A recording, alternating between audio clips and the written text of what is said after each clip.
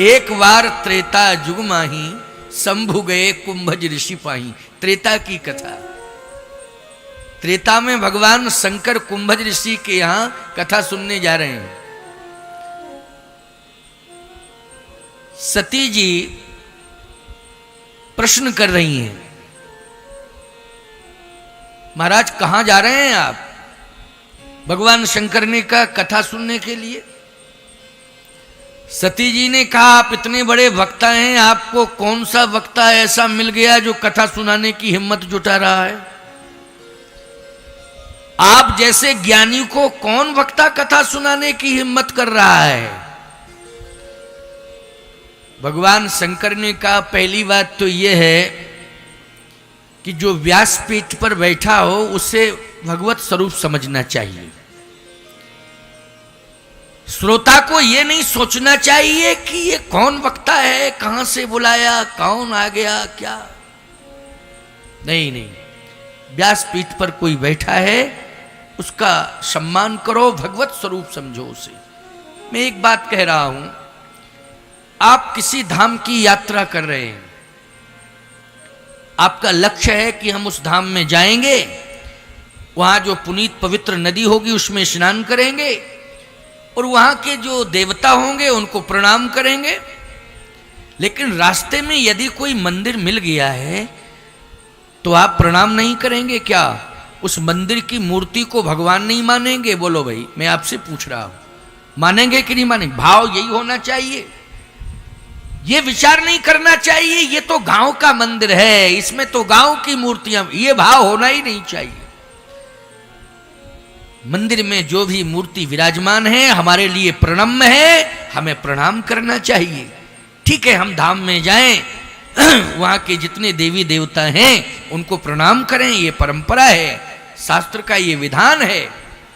लेकिन जहां जहां भी देव स्थान बने हुए हैं उन स्थानों का भी आदर हमें करना चाहिए, सम्मान हमें करना चाहिए। उस मूर्ति को भी हमें भगवान के रूप में स्वीकार करना चाहिए। हम अपने माता पिता को प्रणाम करते हैं, लेकिन जो माता पिता की आयु के समान हैं वो लोग, उन्हें भी हमें नमस्कार करना चाहिए, प्रणाम करना चाहिए, आदर देना चाहिए कि नहीं देना चाहिए? वृद्धों का सम्मान करना चाहिए कि नहीं करना चाहिए? ये माता पिता नहीं कहते हैं कि केवल मेरा ही सम्मान करो। अभिवादन शीलस नित्यम वृद्धोपि सेवनः चत्वार तस्य वर्धन्ते आयु विद्या यशो बलम। अपने से बड़ों का सम्मान करना चाहिए, आदर करना चाहिए। भगवान शंकर ने कहा सती ये तर्क करना ही नहीं चाहिए कि कौन छोटा वक्ता है कौन बड़ा वक्ता है। मेरे साथ चलो कथा सुनो। बहुत से लोग कहते हैं ना, हम तो संपूर्ण कथाओं को जानते हैं, हमें सुनने की जरूरत ही नहीं। हम तो इतने वर्षों से कथा सुन रहे हैं, हमें सुनने की जरूरत ही नहीं। गलत। भगवान शंकर इस बात की प्रेरणा दे रहे हैं, उन जैसा विद्वान संसार में कोई दूसरा नहीं है। लेकिन उन्होंने स्पष्ट कहा कि मेरे कानों तक यह समाचार पहुंचा है कि कथा हो रही है, एक आश्रम में कथा हो रही है। मेरे कानों तक ये समाचार पहुंच जाए और मैं सुनकर के बैठा रह जाऊं? नहीं नहीं नहीं, मैं अवश्य ही जाऊंगा, कथा सुनूंगा। श्रोताओं, यदि आपके कान तक ये आवाज पहुंच गई है कि कथा हो रही है, चाहे प्रचार पत्रों के माध्यम से आपको सूचना मिली हो अथवा किसी व्यक्ति के द्वारा आपको सूचना मिली हो अथवा ध्वनि विस्तारक यंत्र के माध्यम से आपके कानों तक आवाज पहुंची हो, तो निश्चित रूप से कथा सुनने का मन बनाना चाहिए और कथा स्थल पर आना चाहिए। भगवान शिव का चरित्र ये आपको प्रेरणा दे रहा है। एक बार त्रेता युग माही, शंभु गए कुंभज ऋषि पाही। अब क्यों गए कुंभज ऋषि के यहां? ऐसा तो नहीं है कि कुंभज ऋषि संत हैं इसलिए संत से मिलने गए, या आश्रम की रमणीयता और भव्यता को देखने गए। नहीं, कथा सुनने गए। कथा हो रही थी आश्रम में, इसलिए कथा के कारण गए। इसका स्पष्टीकरण है। सती जी के मन में इच्छा ही नहीं है कि मैं कुंभज के आश्रम जाऊं। क्योंकि सती नाम पूछ चुकी हैं, विवश कर चुकी हैं, वक्ता का नाम बताओ, वक्ता का नाम बताओ।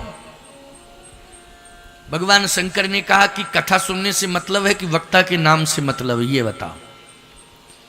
कहे नहीं, कथा अलग बात है, लेकिन वक्ता का भी तो नाम होना चाहिए ना, क्या नाम है वक्ता का? भगवान शंकर ने कहा वक्ता का नाम है कुंभज। सती जी ने माथा पकड़ लिया। सती जी में और पार्वती जी में क्या अंतर है, पहले तो ये विचार करना है। सती ही आगे पार्वती बनी है, लेकिन सती को श्रद्धा नहीं कहा, पार्वती जी को श्रद्धा कहा। सती के साथ श्रद्धा शब्द क्यों नहीं जुड़ा है? पार्वती श्रद्धा की प्रतीक हैं, सती संशय की प्रतीक है। सती के साथ संशय जुड़ा हुआ है और पार्वती जी के साथ श्रद्धा जुड़ी हुई है। याद रखना, जिसकी जिंदगी के साथ संशय जुड़ जाता है उसकी जिंदगी अस्तित्वहीन हो जाती है। संशय की जिंदगी अस्तित्वहीन हो जाती है। जिस परिवार में भ्रम पैदा हो जाए लोगों में, ईमानदारी से बताओ, उस परिवार का विकास नहीं हो सकता है। इसलिए जिंदगी विश्वास की होना चाहिए, भ्रम की नहीं होना चाहिए। जिंदगी श्रद्धा की होना चाहिए, संशय की नहीं होनी चाहिए। जीवन के साथ श्रद्धा जुड़ी हो, संशय ना जुड़ा हो। जिंदगी के साथ विश्वास जुड़ा हो, भ्रम ना जुड़ा हो। यह राम कथा आपको प्रेरणा दे रही है। आज का प्रसंग ही आप